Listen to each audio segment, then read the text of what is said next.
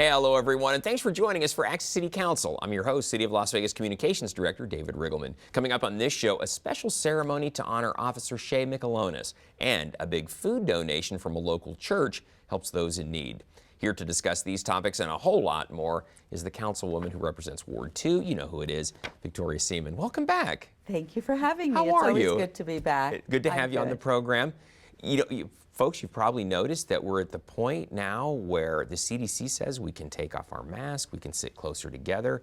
And so for the first time in a year, plus longer than that, 14 months, we're actually a little closer together on the set here. So I can actually see you a little bit better. Right, So, it feels good. It feels does. good to get back to normal. It does, and we're going to talk a lot about that today. We're kind of easing out of this after all this time. It's been surreal, but finally it looks like we're seeing the light at the end of the tunnel, thank goodness. Yes.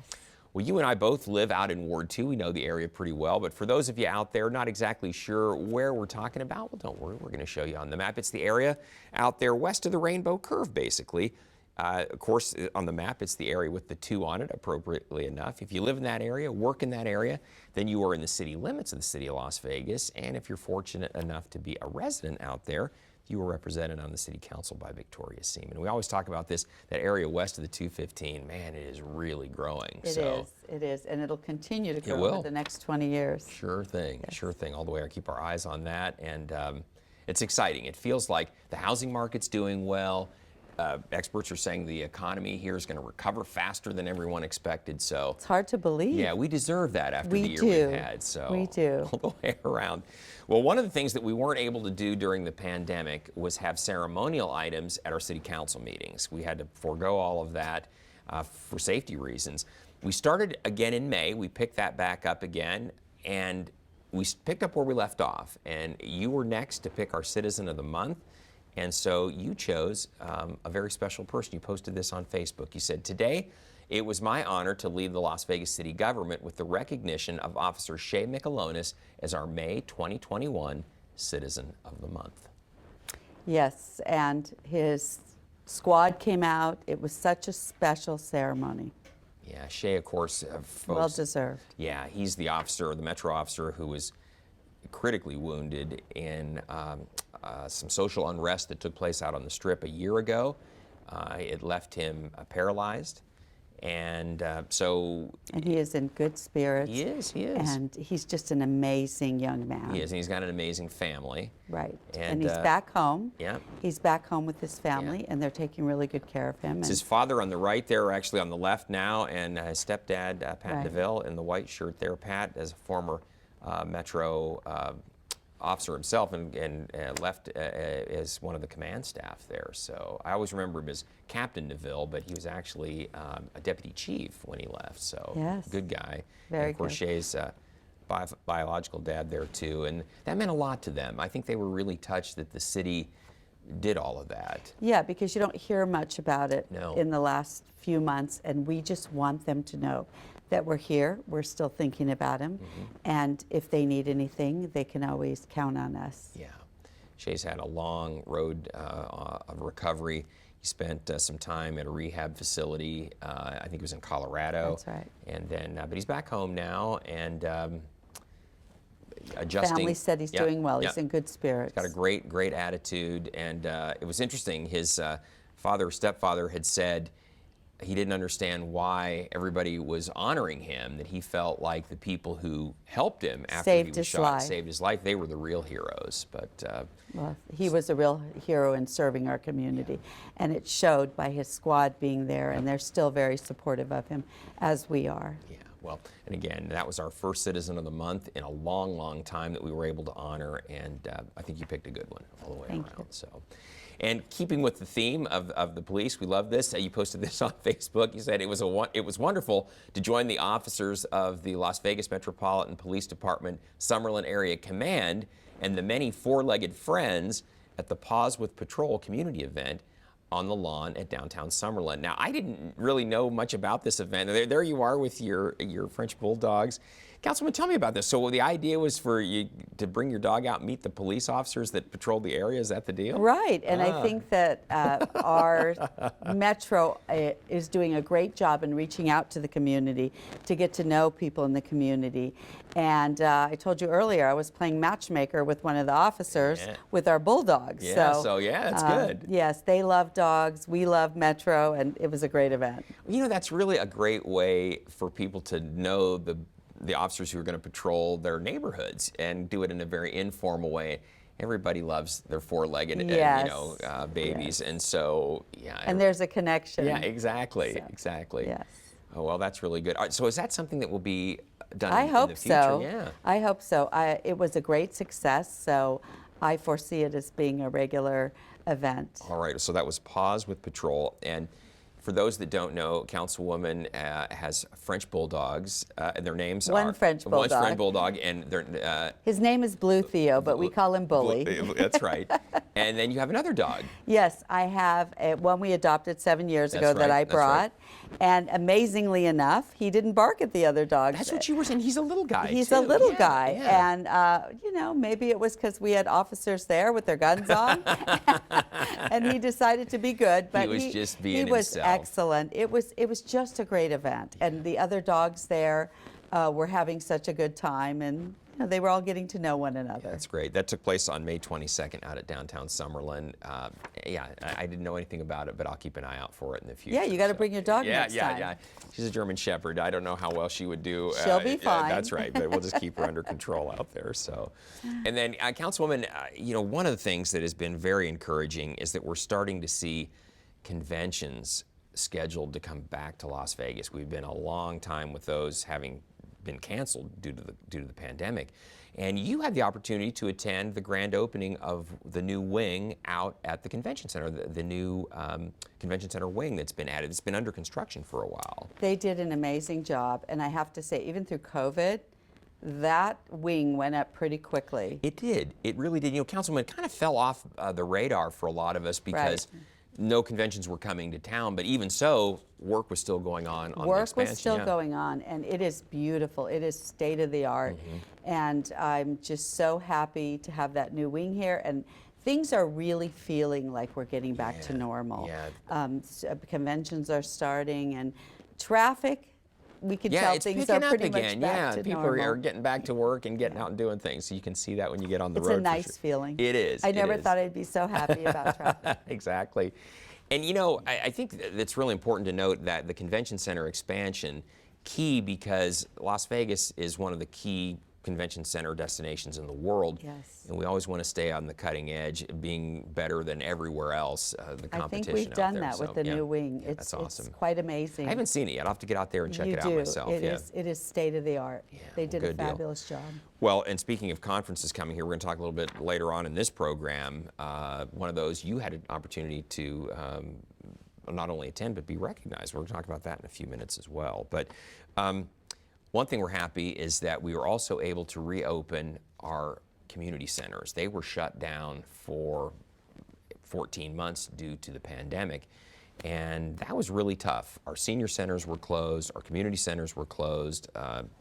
None of those places were able to open, and we're opening them up again. You were out at this end of April. We opened up Veterans Memorial Leisure Service Center, which is out in your ward, right there near Palo Verde High School.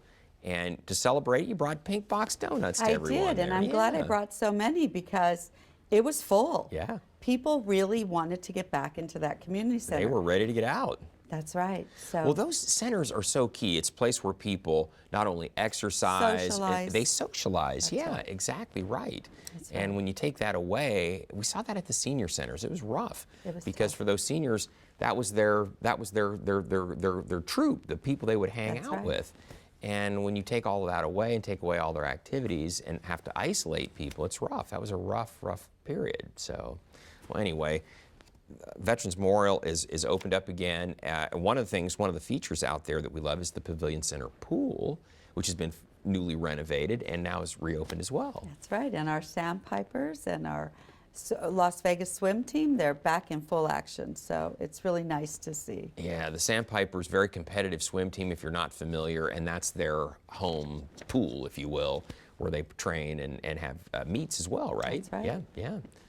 So the pool, if you've not been out there, it was under construction for a while, a couple of delays in getting it wrapped up, but it is all done and filled with water beautiful. and gorgeous. Absolutely yeah, beautiful. it's that looks like a lot of the Sandpipers getting ready to go in that day when we opened it up. That's So right. that's a big swim team. Well, that was the Las Vegas swim team too. Ah, so you so- had a couple different teams there. Oh, I see. Ready for a meet. Getting ready for a Yes. meet. Ah, okay. Well, very good. That took place back end of April as well. So, boy, we were shut down for a long, long time. Long time. But you know what you were saying? While the convention center was being expanded during COVID, the pool out at Veterans Memorial was being renovated. So, Right, and they worked right through COVID, and Yep. they weren't having swim meets during that time. So yeah, it was probably good timing that we were Yeah. renovating the pool.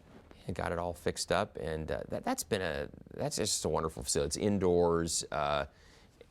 So you can swim there really all year round. And we talked about that. That's one of the nicer pools in the nation It sure is. It sure is. And you can see why. for community pools. yeah, Yes, exactly yes, right. Absolutely. You know, that complex out there is great because you have Veterans Memorial, Leisure Service Center is out there, the Pavilion Center pool, and then the high school are all kind of in that complex right there together. So it's just a hub of activity. It is. Yeah. You can always find a place to park because it's a big old parking lot out Yeah, there too. it's So huge. parking That's where we do our shredding events. Exactly. And other events because it is so big. Exactly. You're not going to ever have a problem finding a place to park out there. Well, we talked about conventions coming back, and this was really exciting because the 2021 Korean Association National Conference took place here in Las Vegas, and you not only attended, but you and your staff member, Dave McGowan, were both honored at this, right? We were, and I was able to welcome them, and it was an honor for me to welcome them. And like you said, it's just great to get back to conventions. And, you know, the surprise was, I knew they were going to honor me, but the surprise to me was they honored my Chief of Staff, Dave McGowan. And boy, was that well-deserved because he has really helped me work with the Korean community. With our sister park. Yeah, Ansan Sister Cities Park. Sister Yeah. Park. It's in Ward 2, of course. It's in Ward 2. And just what a wonderful group of people. We really enjoyed being at the conference, and we've enjoyed working with them. Well, that's really wonderful, and it's so good to have them back in town as well. It That took is. place at the Paris Hotel, and boy, it's just good to see that picture where the room has got a lot of folks in it. Boy, it's been a long time since we've been able to do that. It so has, and the casinos are full. They are. People are ready to get out and start getting back into normal, and a lot of people have been vaccinated. They're ready to go. So And we're ready to welcome yeah, them. yeah, absolutely. And let's put COVID in our rearview mirror. We are Yes. ready for that. So. Yes. And then, speaking of medically related things, Councilwoman, the Clark County Medical Alliance annual fashion show took place. Now, you have to tell me about this. I'm not familiar with what this is all about, but I think we've got some pictures of the event itself. And yeah, there you are right there. Yes, this is a group of women who actually are in the medical field, and they raise money for different things. And this year, they raised money towards Alzheimer's. And I have to tell you, these women get things done. Wow. And we gave them a certificate of appreciation for what they're doing. And I think I've been to a couple of their events, and they are go-getters who just go out and raise money for different Medically related causes. causes. And it's just a joy to be around them. Well, if they're helping Alzheimer's, boy, that's a tough disease, yeah. Mm-hmm. So families that struggle with that, individuals that struggle with it, it's a tough road. So glad that, and you know, you always hear that with the help of people who are willing to support different organizations, that you always hear that, well, you know, we're really closer to a cure every day when that occurs. So, well, you sure hope. You sure hope that's the case. So. We do. Well, good for you for being out there. That took place back on May 1st. You had a busy day on May 1st. It's like you were all over the place that day. And these may not be in chronological order necessarily, but you were at the Medical Alliance fashion show that day. Now, at the International Church, which is in Ward 2, right there just off of the Summerlin Parkway and kind of between the Parkway and Westcliff. They had a big food donation out there that day. And we got some pictures of this. I mean, that's a lot of food, folks. That is a lot of food. Yeah, now this was their Farm to Table program, and I think they'll be doing it until the end of May, and then the program is, I don't know if they'll be continuing after that, but this was a great program that they did for months for needy families, not only in Ward 2, but they take these pallets of food. They have pastors come from all over the valley and take them to their churches and distribute them there. So these pallets of food, and this is for folks that actually need to cook the food. It's that Farm to Table program. And so we've covered everything. So you've got 3 Square doing the homeless, and then you have the low-income families able to pick up this food when they're struggling during this time. So it was a great program, and I love the way they organized it with pastors throughout the whole valley so that everyone got to partake in it. Shared across. That's great. That's great. And you know, so many people during the pandemic, a lot of people were unable to work. It was really a tough time. And we've all heard of the difficulties initially getting unemployment benefits in a timely manner. So those types of situations where people can provide food available. Yeah, no one was going to go hungry, No hopefully. one. So yeah. And I love this program. It was a great program. Councilwoman, that was a lot of food. Food. And so farm to table, it's fresh food, basically, that then you're going to take home and cook up. Meat, fruits, vegetables, everything. The whole thing eggs. in the box. And again, I like the way they organized it so that it went to every section of the valley. Yeah, that looked like it was about 30 or 40 pounds of food per box, probably something like that. Yeah, those were some good sizes. So, well, that's an amazing thing. Yes, so, it is. well, kudos to everybody that was behind all of that. Again, there's so many resources in our city. There's really, if food is an issue, if finding food is an issue, you know, we're going to tell you how to reach out to the councilwoman's office before the end of the program. There are many opportunities out there. She and her great staff will get you connected. And that's why we do these videos, and that's why we post it on social media, so that people will know, because I didn't know about it. It was happening in Ward 2, where they were distributing it out. And so it's very important that people follow my social media, and we have all kinds of resources. Yeah, a lot of great information on there. And if you know somebody who is maybe having a hard time making ends meet, finding adequate resources. We can always help. Exactly, Councilwoman. Very good. And I love this too. You posted this on Facebook. You said, today we had a very busy morning with our breakfast buzz and Ward 2 biz at Rachel's Kitchen. And it's been a while since you've been able to get out and do these, but here we are out doing them again, you know. Speaking of food, we do a monthly breakfast. We started this when I got elected, and of course during COVID we had a hiatus, but we are back to doing it. And you know, everyone is welcome, but you need to RSVP because we do have a limit of how many people we can take even now. So we, again, follow our social media, sign up for our emails, and we want to get to know you. And the purpose of doing this, as we always talked about, is breaking bread together and actually talking about issues. You know, a lot of times people don't know how to, if the issue concerns us or not. So all they have to do is come to one of our events. My staff is always there. And of course, you're always there too, you know. It's very informal. And we have a lot of fun. Yeah, you guys talk about whatever needs to be talked about over breakfast generally, right? Yeah, and you know what's nice is I always find new people there. So it's not the same crowd, people, right. But we get to know new constituents. And it's really a fun event for people. And then Councilwoman, you also have the Ward 2 Biz, which is kind of the same. Well, it's vein. Breakfast Buzz and Ward 2 Biz. So Biz. So business. So they can talk about the business and enjoy breakfast. Yeah, so it's a good deal. It's a catchy little thing. Well, we have that information. It's on the city's website, on Councilwoman's page, if you want to find out when those are coming up. And because we do it on a different day of the month.